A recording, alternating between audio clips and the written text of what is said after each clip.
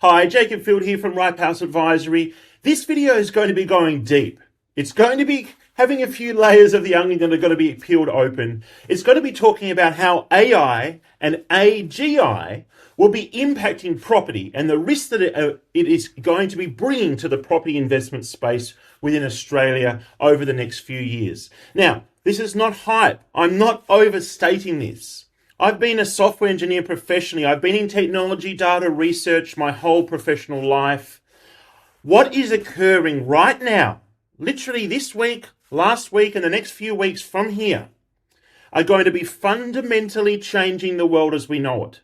The next 3 years from this point onwards will overhaul the world, how we work, how we interact, what we do, how we have help around the house, more than the entire humanity and build-up of technology before that. This next 3 years is going to fundamentally change the way things are structured. And in this video, I'm going to be talking about risks associated with AI that are bringing to property, and particularly property investment here in Australia. You have to understand how this fits together because it's extremely important. And if we don't get this right, our capacity to earn and invest for ourselves and future generations is going to be extremely limited.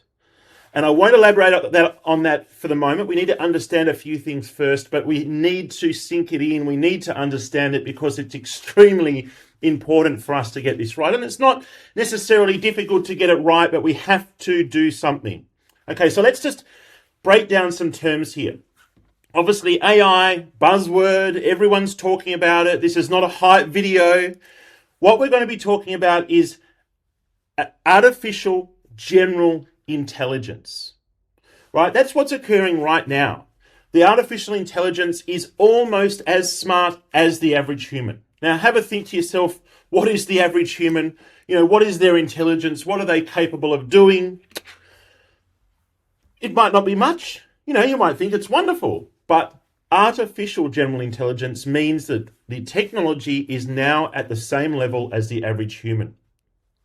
What starts occurring from that point onwards starts really fundamentally changing things. So just before I jump in, I do apologize for the outfit. I am about to go and play golf. It's Wednesday's golf day, but I wanted to film this before I did that and go and, spend some time outdoors.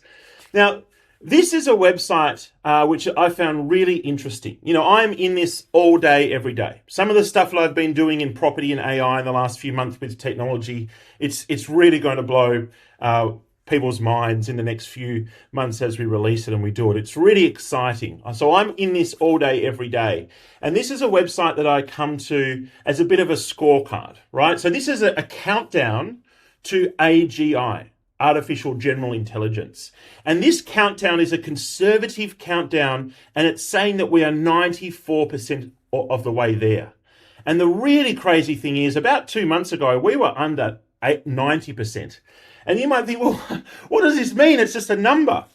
Well, this is, a lot of different sources and theories and contributions to what defines artificial general intelligence has gone into this rating system.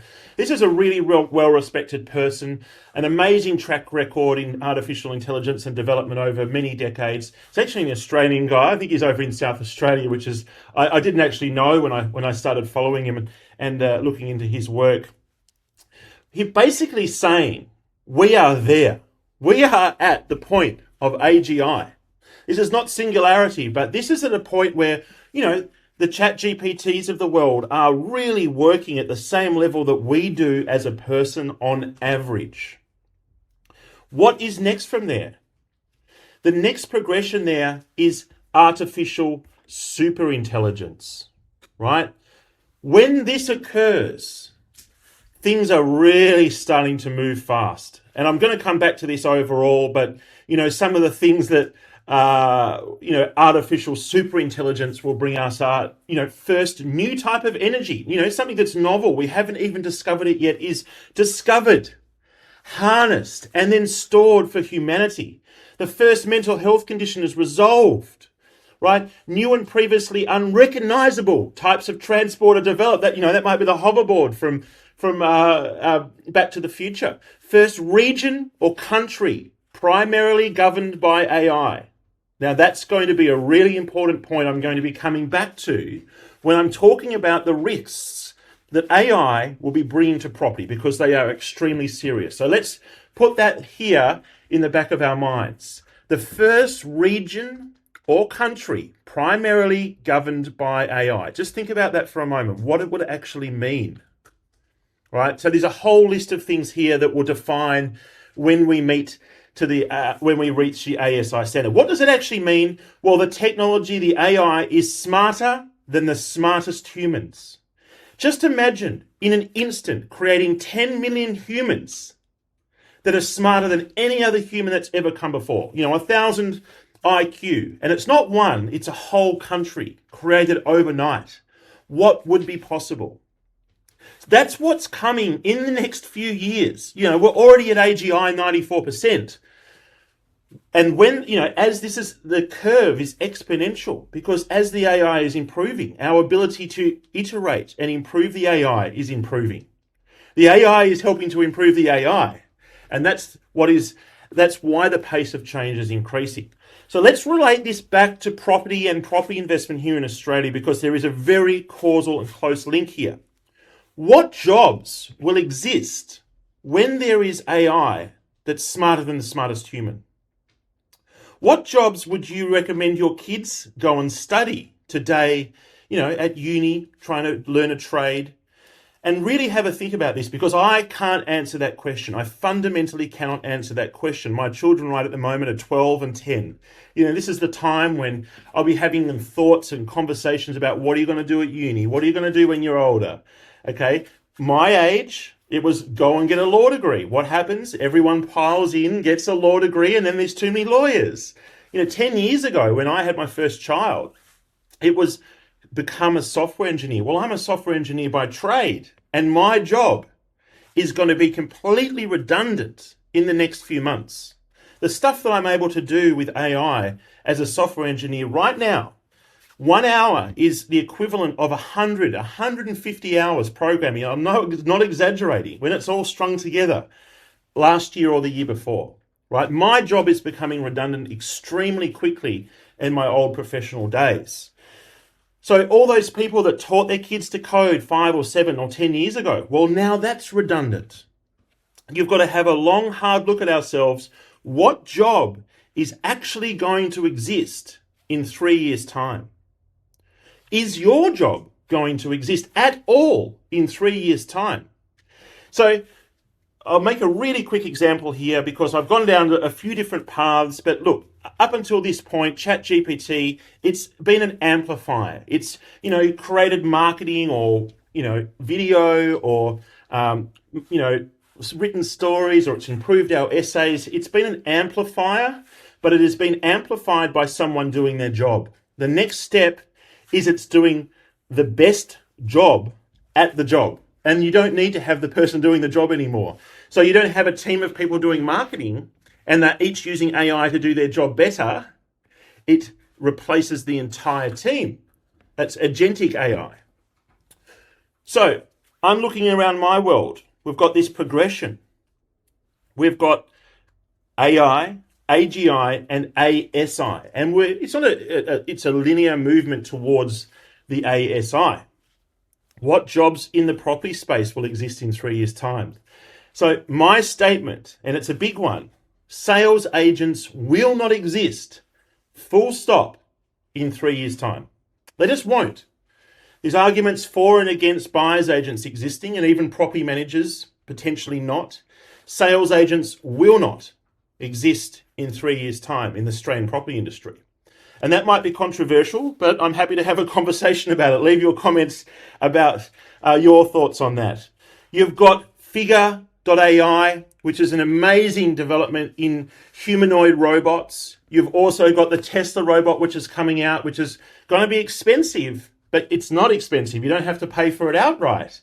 You can rent it per year for around $3,000. So you've got mass adoption of humanoid robots that have got the dexterity in their hands, 27 ranges of movements in their fingers. They can do all the things that we can do as humans. And they're not trained like a Tesla car driving miles and miles and, rote learning highways.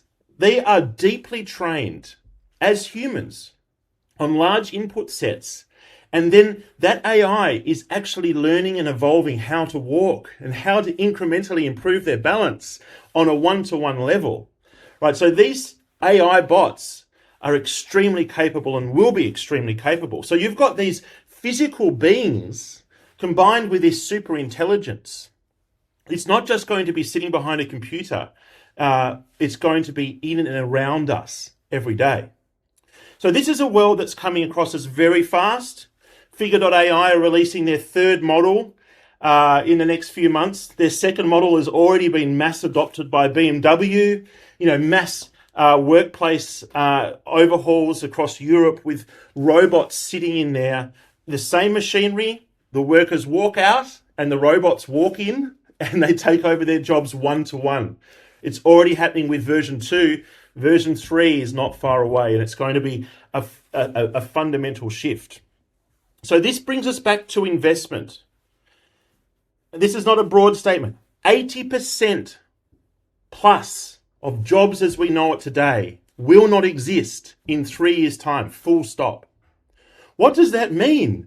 Do we all get paid to not do our job? Do we all go into work and oversee a computer doing it? Or does the job just not exist in the first place? So we don't know. How does society even out and balance out through that process? We don't know. And that's why it's going to be really important to see the role that government and policymakers play over the next 3 years, because it could cause a huge amount of disruption, as you can well imagine. But the way that I'm playing this is I'm looking at what I can control. If I can't earn an earned income, if I get made redundant, if my job doesn't exist in 3 years or in 1 year, in 6 months, how am I building a financial legacy for myself and my family? And for me, it's coming back to investing in bricks and mortar, things that I can see and touch. We're still going to be requiring places to live. For me, AI equals an emphasis on investment. Now, when I'm taking that approach, the risk is not in interest rate movements. We had a conversation yesterday about interest rate movements. This is a world where the risk is not the things that we're looking at now as risky in a property investment, deteriorating condition, supply and demand, prices going up and down, interest rates. There is a new paradigm of risk that is coming into the investment space. And that's what I'm going to be unpacking now and talking about. The risk is opportunity cost to begin with. That's the first layer of that onion. The risk is that we don't leverage our earned income into an asset base, right? This year alone, in this very room, we had a valuer through it yesterday. We're getting all of our dry powder together across our entire portfolio. We are executing and deploying that dry capital as far as we can. So principal place of residence, renovation. We're deploying our self-managed super fund into large commercial assets. 4 individual residential property investments this year as a minimum target. We've got subdivision occurring down here where we live as well. Every single piece of dollar is deployed. This is the time to deploy capital and invest. And I'll talk about the risks and why that is the case in a moment. But I can see how this is, a very short window that is tightening. The opportunity cost of not investing now is not that we wait a few years and then dive in. It's that we miss the ability to even earn an income and invest at all forever. That's the seriousness of what I'm talking about. So what happens when 80% of jobs are not actually needed? And this is where it gets really scary for me. Someone who, I grew up with my dad, and we're on the sole parent pension, and we didn't have a huge amount growing up. So for me, I had to be able to control my destiny and control the direction or where I was going. So I don't like a lack of control. And so where this is going for me, and I can see it as clear as day, is an extremely scary world, because the risk associated with property investment in Australia, or property full stop, is not interest rates, not volatility, not markets moving up and down. It is over government and bloated government. In a world where there are 80% less jobs as we know it today, who fills the gaps? Is it legislators? Is it bureaucracy? Is it regulation? Is it people being paid in government, or more people in government being paid to do less? Right? These are all the questions that keep coming up for me. So I'm going to use this as the first video over the next little while, the next few days, which we're going to be diving into this, because I did a really quick analysis of this, and I would love you to actually do it for yourselves, because it's not difficult. It takes me 10 or 15 minutes, and I can talk to you about how I did it if you like, but it's a really interesting to understand how your local governments are actually evolving, how they have in the past, and how they potentially will evolve in the future. Because generally the culture in a local government environment doesn't change much over time. And I've seen that as a property investor for over 20 years. When you're in an LGA that's entrepreneurial, it generally remains entrepreneurial. When you're in an LGA that's very rigid, bloated, etc., it stays that way. It's hard to change. So where we invest and where we can position ourselves now may help us and insulate us through a period of mass overhaul and societal change. So this is a little bit of homework, because in the next few videos, in the next few days, I'm going to be selecting maybe the top safest LGAs and the top riskiest LGAs across the country in terms of the risk that over-government potentially is going to provide. I'll link all this together for you in a moment so you can make sense of it all. But in doing that, it'll be amazing to see. Jump into the comments. Do this process yourself and put your findings into the comments. Let's actually hold local councils across Australia to account, because they absolutely need to be. So I'll just put this together. We've got AGI, ASI. We've got overhaul, mass changes occurring in jobs. We have got investment becoming more important. And then we've got a government layer, which has over time become thicker and thicker and thicker. And with less people working, with less productivity, with potentially the same output but less people doing it, where does that put the emphasis in society? So here are the two Hobart City Council. I've just chosen where I live. Okay, we've got around 20 years. This was the first and the last report sitting on their website that I was able to download. I got the PDFs. I literally dropped it straight into ChatGPT 01, right? The context window allows you to drop in really large files. The one on the right there is 164 pages, to give you some idea. It can read images, can read charts, texts, can then go to accompanying sources. And I said to it, can you please compare these two reports? And then I sat there and I had a conversation with it for the next 15 minutes. All right. It read the reports in an instant.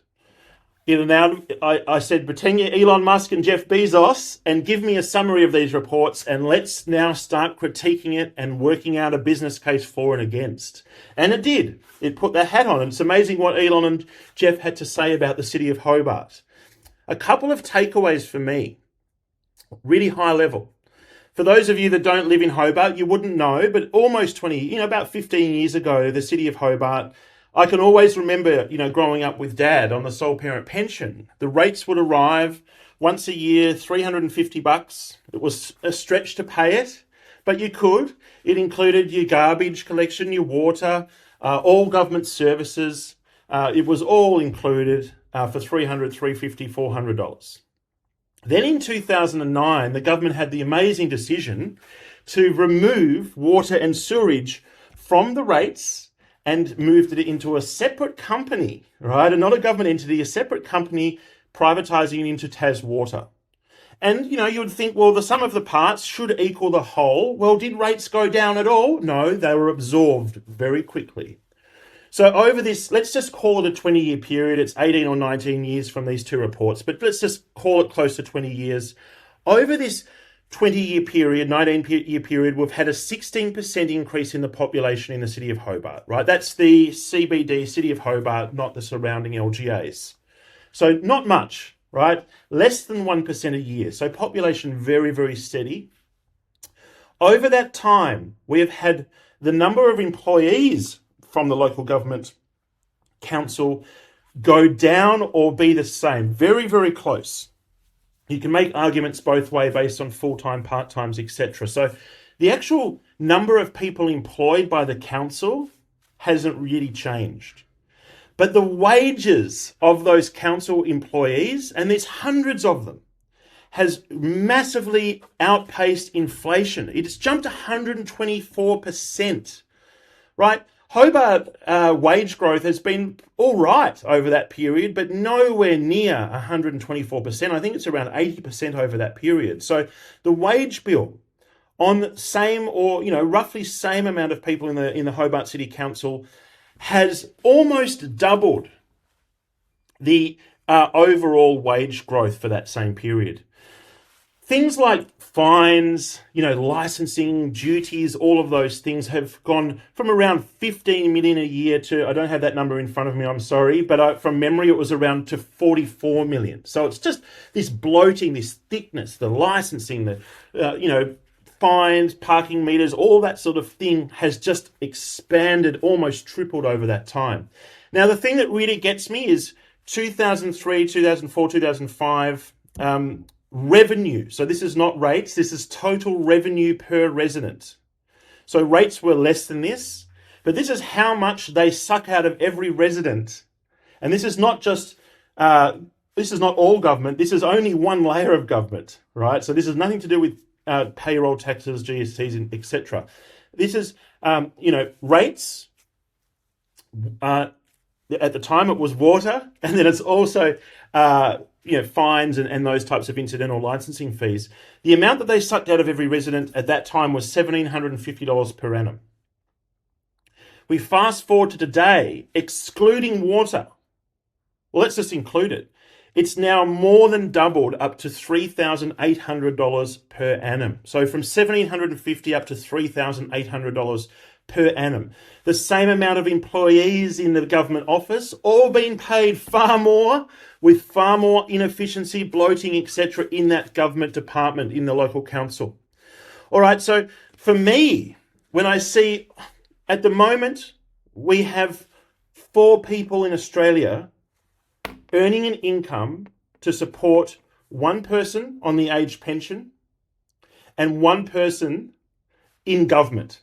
Okay, 4 to 2.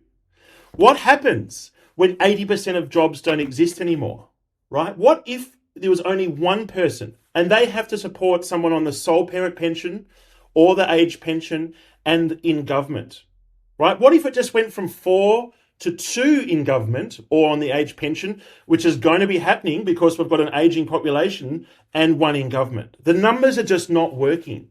And so we've seen, when there hasn't been pressure on the Hobart City Council for the last 20 years to become tighter around, on the books, and to be minimising and to be looking at some of the other examples around the world of trimming the waste and digitising and improving efficiencies, etc. They haven't even done it when there hasn't been the pressure on them to do it. What happens potentially when 2 or 3 out of every 4 people are not earning the same type of income, not in the same type of job, not able to pay their rates in the same way? Is the government going to grow and fill the gap, or is the government going to become leaner and operate with more efficiency as the entire world is? And that, for me, is the greatest risk. And it's at a local government area level, which we can somewhat control. It's at a state level and obviously at a federal level. This is not a political conversation, but we really need to think about government and the role that it's playing over the next few years.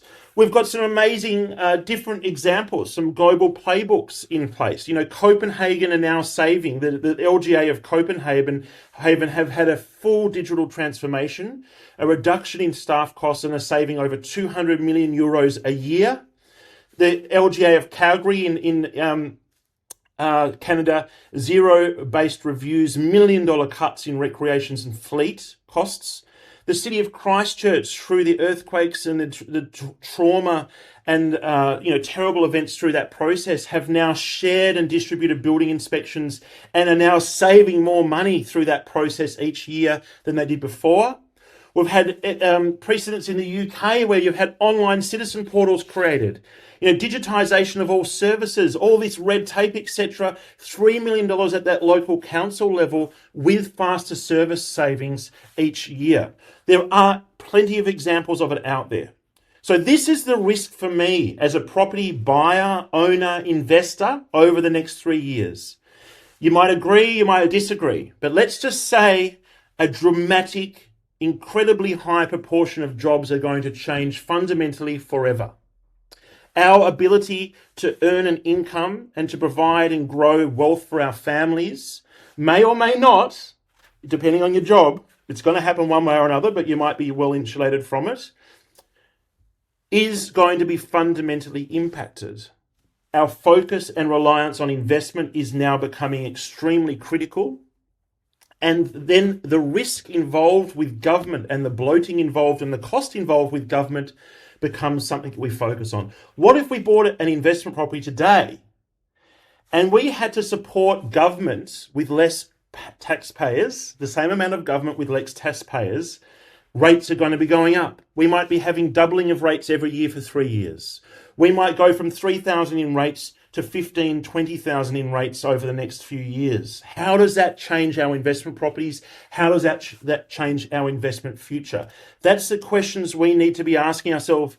We need to be looking at the local government areas we're buying in and even the states we're buying in and minimizing the risks now. So the next few videos, I'm going to be doing just that.